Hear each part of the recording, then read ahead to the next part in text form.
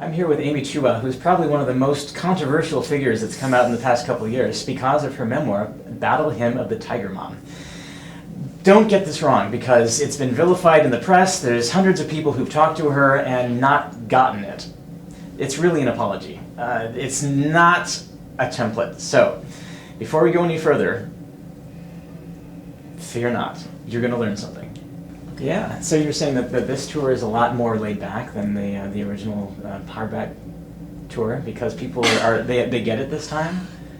Oh, it could not be anything. Nothing could be like last year. That firestorm, it was just so surreal. Really? You know, I mean, people like here in Seattle, I think there were like 300 people packed into a tiny bookstore, you know, waving sticks and stones. No, not really. Yeah. No, not really. But people were really wondering, what is it with this woman? Because, you know, there'd been the Wall Street Journal excerpt that the paper had, you know, they'd used the headline, Why Chinese Mothers Are Superior. Yes. And then they put together, you know, some portions from the very beginning of my book that kind of put the most provocative thing together and that put that headline on. And I think a lot of people didn't even realize that I had written a whole book. You know, they thought that was the essay. And then they also didn't realize that the book is a memoir. And finally, that actually there's a massive change at the end where my younger daughter rebels against my strict parenting, and then I change, and you know, my younger sister gets leukemia, and I meant for the book to be so much more literary. Total fail. Right. Yeah, I thought, oh, people are going to find it so filled with complexities and, you know, contradictions, and but so far it's still kind of in the parenting realm. Yeah, which is weird because it is very much a narrative. I mean, it starts off kind of light and it's almost like comic books, you know, cartoons, the way that you would take on your daughters and that sort of thing. I think you get it. It's partly, to me, it's so obviously partly zany when you say comic books, right? Right. And for me, it's sort of, I don't know, I felt like maybe I just didn't do it well, but I thought it was very funny and pretty obvious because there are crazy lines in there, you know. And, well, but the way you talk about how you would just get into these screaming matches with your younger daughter, I mean, who in their right mind would say, yes, I'm a horrible person, and this is how it happened, and I'm so bad, and here's why. This is so funny. The funniest thing is that I've had some interviews by people who didn't read my book. Yeah. So they would ask me questions like, you know, is it true that your daughter compared you to Lord Voldemort? You know, and I'd say, yeah, you know, she did when, you know, she was 7. I put that in the book. Right. And they'd say, so you confess? And, you know, and I'm like, wait, I wrote the scene. I put that in the book. You know, the book is like defiantly self-incriminating, right? And it's almost like people forget that I wrote the book, and they're like a detective, the Inquisition, you know. Yeah, but the funny thing is, it starts off as this sort of cartoonish nature, and then maybe about 2/3 or 3/4 of the way through it, it takes a turn, and then it gets really kind of dark. I mean, there's even a chapter called Darkness. Yeah. And then I'm reading this, and I'm thinking, this is some serious issues that are going on here. And it wasn't so funny anymore, and it seemed like you were really kind of bearing your soul a little bit there. I mean, first of all, I just want to thank you for having read the book. Oh, no problem. Because I've been interviewed by hundreds of people who have not read the book. Right. So it's like being interviewed about something that I didn't write. Yeah. But I think you just really get it. I mean, the book it has such an arc to it, and it is a weird book in some ways. It's true, but I'm a character in the book, right? And so at the beginning, I'm portraying myself as kind of like the way I was 19 years ago, overconfident, obtuse, but then a lot of bad stuff happens, you know, and it is very dark. In fact, the last third is really heartbreaking, and some of the things that my daughter says to me, and I just put it out there, you know, you're a terrible mother, you make me feel bad about myself, you know, I feel like I was so honest, like I just, as you say, I just bared my soul. I don't know if that's grammatically correct, but I just put it out there, and I kind of feel like anybody who's been a parent or actually had a parent, everybody's had those scenes in their life, right? I mean, it's part of just adolescence and growing up, and I think if we're all honest, it's like we all have those take-back moments, or we have these bad moments, and so I meant for the book to be so much more universal about kind of like parents and their kids, mothers and daughters, and separation, and also just trying to do the right thing. Right. So. Well, in full disclosure, I mean, I was like your daughter, Sophia. I was the perfect kid growing up to Jewish parents, and then when I was 17, I dated a Chinese woman who was 3 years older than me, and the wheels came off. I stopped listening to my parents. I stayed overnight at my girlfriend's apartment. I was gone for the entire week of spring break, even though my parents said, "You will not," because it was it was time. It was for me. But you know what I really think, and this is the part that's I mean, I didn't write it to be prescriptive or as an expert, but in my heart, what I kind of think is that the best possible combination is actually what you just described, where if you can take some early skills that I do think are strengths of tiger parenting. I think it's good for kids to be able to have a work ethic, the ability to focus and have self-discipline.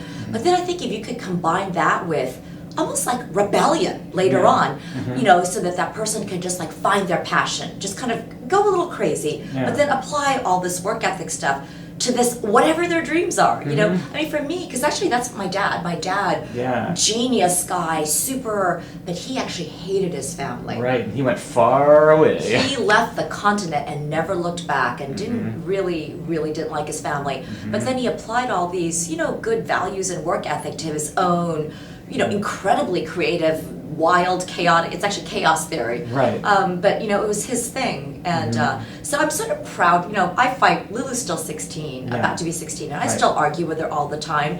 You know, but some of my lines are, you know, Lulu, you are going to rock this world. You're going to be amazing as long as you don't end up in jail. And my job is for the next 2 years is to make sure, you know, and then after that, you know, you're on your own. And then I trust you, but I got 2 more years. Right. Was the book kind of cathartic, though? I mean, did it help your relationship, especially with Lulu? I mean, some stuff happened with Sophia, but... With Lulu. And I was so dense as a mom. Like, after I wrote that, you know, when I was showing them every chapter, Lulu would sometimes, she'd say, "Really? That's what you were thinking?" And I was like, "What did you think I was thinking? You thought I was making you play the violin for me?" You know? And she was like, "No, I never thought of it like that." And similarly, when I talked to her and she said, "No, that's not how it happened," and I said, "How did it happen?" I kind of got it from her perspective, you know, and I was thinking, wow, that is bad, you know, I shouldn't have done that, you know. So it really was cathartic, and it really was like family therapy. Yeah, and it seems like it is working. I mean, from what I can tell. Yeah, that's the part that I'm proud of. I mean, it's not just that my girls are doing great, especially with the firestorm. You know, when this whole thing exploded, the internet went so nasty. Oh, God. Yeah, and more against my oldest daughter, because she was the obedient one. Right. So there were just like thousands of people, never having met her, saying, "Oh, that girl's definitely going to be a robot. She's going to commit suicide for sure." And I don't think I could have taken that as a, you know, a teenager in high school.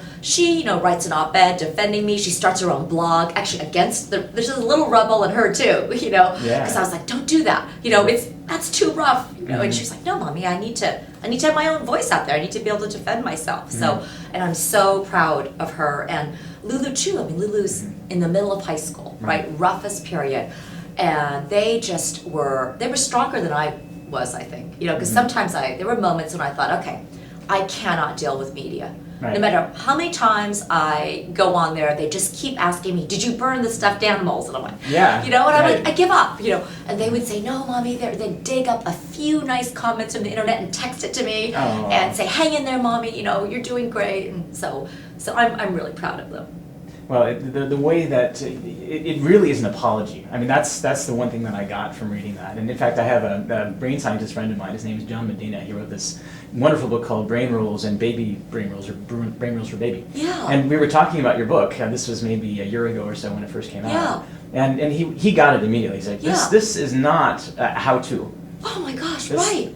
I love it that he got that. I'm going to might use that now. It is kind of an apology, right? It's not an apology like, "Oh, I didn't love you." It's like, "Oh, I loved you so much, but I should have listened earlier. I made a lot of mistakes. I'm sorry it had to come to so much pain," right? But I think it is. You know, my publisher, I was trying to decide between publishers, and all of them said different things. Some of them said, "I'm a mom. I have 2 girls." My publisher, who wasn't even the person who offered the most money, she said something. She's like, "I'm not a mom. I'm gay. You know, I don't publish memoirs. I don't do women's books. But I see this book as an act of love for your daughters." I was like, "I'm going with you." Yeah, well, that's you get the book, you know. Yeah.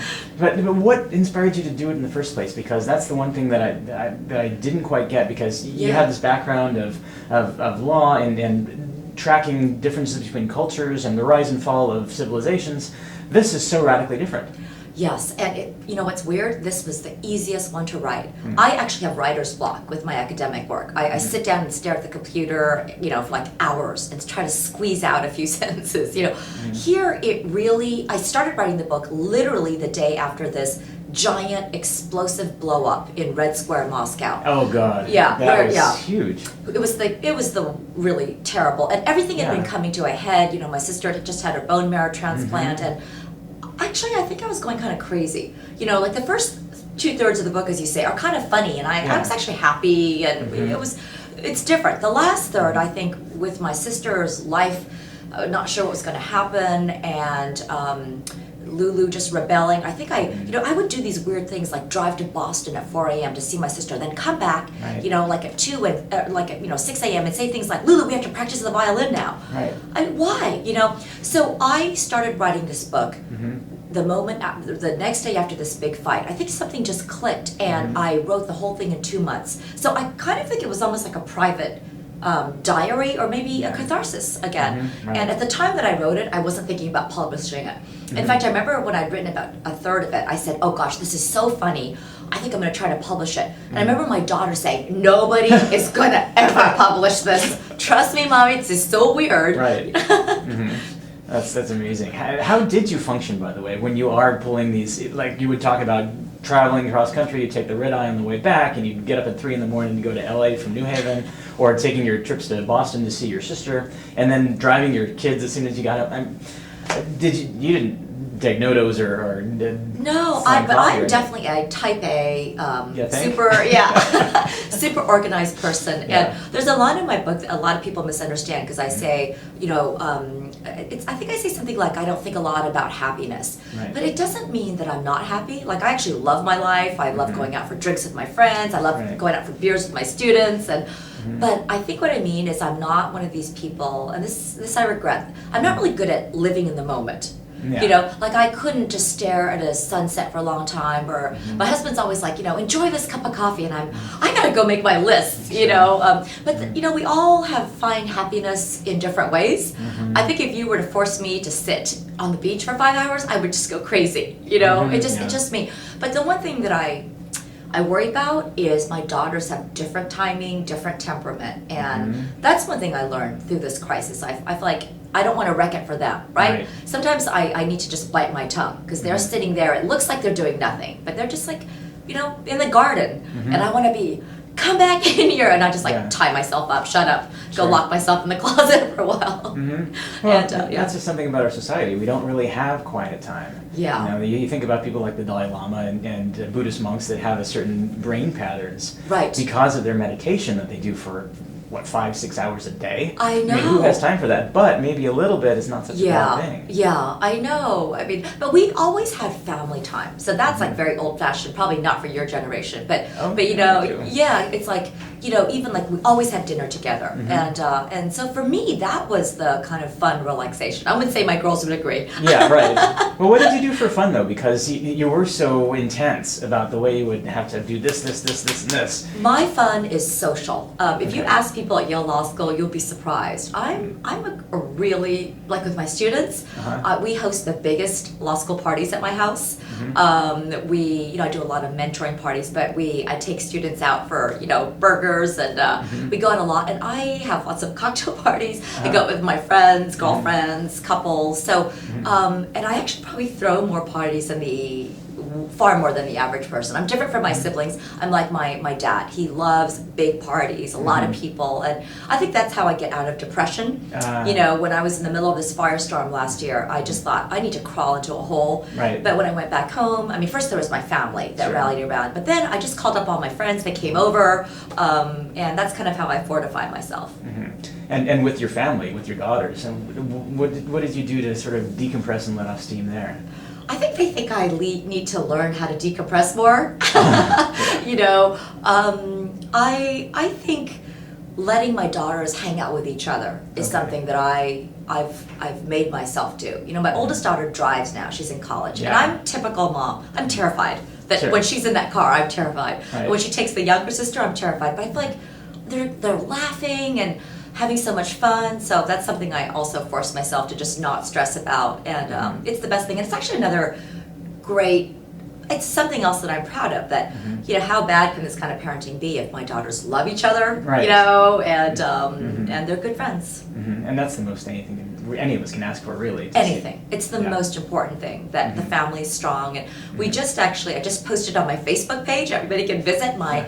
It's my parents just had their 50th anniversary. Oh, that's great. Yeah, so we had the clan. I have 3 younger sisters. My youngest sister has Down syndrome. Yeah. My 2 other, but she's great. But my 2 other sisters have big families and kids, so it's actually this huge family. And every single member is essentially a tiger parent, tiger cub combination. But I think from the outside, sometimes it's hard to see. They're like, if you hear, what? The parents demand this, they say this. It just feels really harsh and cold. And sometimes it can be. It depends on the family. But in the case of my own parents, and hopefully with me, it's like infused with love. It's all about love. And it's all about everything for your kids. And hopefully the photos show that. It's like, you see this big, coherent family that, supports each other. I'll have to check that out. Yeah, we're all in red. Of course. I wouldn't expect anything other. I know. Do you like horseshoes? Like playing horseshoes? I'm just bad at it. Why do you ask? My husband's really good at that. I asked because I have a little stake right down there in horseshoes, and I just thought that the stereotype is that you'd be competitive, and but the same brain scientist who I asked about your book and we had a discussion, he said when you're doing something kinetic, whether it's playing ping pong or going for a walk or a hike, it's interesting to see what comes out in conversation. So and there's one thing that I wanted to ask you about, and I thought I could do it while we play horseshoes. Okay, great. Okay. Do you want to be blue or yellow? Yellow. Okay, that could be worth a point, but if you're closer than that, then you would get the point and I wouldn't. Oh, you're really good at this. Oh, I used to play with my grandfather. Oh, okay.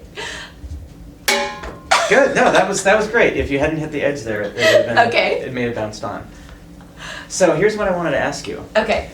Oh my goodness. And you can always knock that off. Okay. Oh yeah. Right. That's gonna happen. I've noticed a trend in Asian parenting. Okay. And it's a stereotype, but it's also it could be a trend. Okay. But it seems like whether you're looking at the Korean culture or Chinese culture, that there seem to be extremes of parenting. Either there's the Chinese mother approach, which is very strict and driven, or there's this sort of laissez-faire, let the kid do whatever they want, don't impose any limits at all. Even in the Asian parenting. Oh yeah. Oh, that's interesting. Yeah. The only thing I can think of is It's okay. I think people react against their own parents. Oh my God, I'm not putting the wrong thing on. Oh, okay, great. Yeah. I think people. I'm not an expert at all. Oh, that's you. You got a ringer. Wow. Okay, but I think that people react against their own parenting. So the only thing I can think of is for the ones you're observing where people are just let them do anything, it's where they suffered themselves under overly strict parenting. That's kind of what I think. Because I think one danger of traditional Asian parenting is that parents don't know how to express or convey love. Right. Even if they do love their kids. And, there are some bad Asian parents, some good Asian parents, some bad Western parents, some good Western parents. So here's my question, my follow-up, which is actually, I'm looking for parenting advice from you. Okay, great, okay. I adopted a boy from Korea. Okay. And he's now going to be 3 in April. Oh, congratulations. I got him when he was 11 months old. My wife and I went over, and he had this wonderful set of foster parents. They were wonderful. But it seemed like they didn't have many limits on him.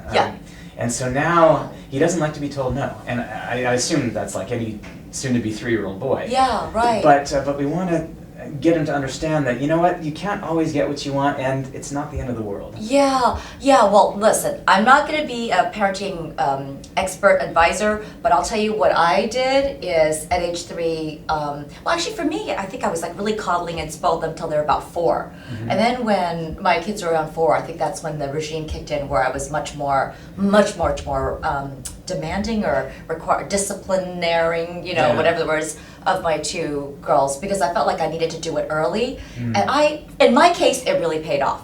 You know, 'cause Yeah. they're going to have this, in my case, it paid off. But listen, the lesson in my book is you have to pay attention to the personality of your kid, right? Because you almost had World War III with Lulu. Yeah, and I think that's always the thing. It's like, okay, is he just not listening because he's spoiled and he's young and he doesn't know? Or is he not listening because there's like something really important that he wants to say? And I think that's like the hard thing for the parent. Right. My own view is when kids are really young, you can give them fewer choices. You know, it's just like really when they start to really be young adults, 10, 11, 12, 13, that, you know, you just really in some ways just kind of have to go with their instincts increasingly.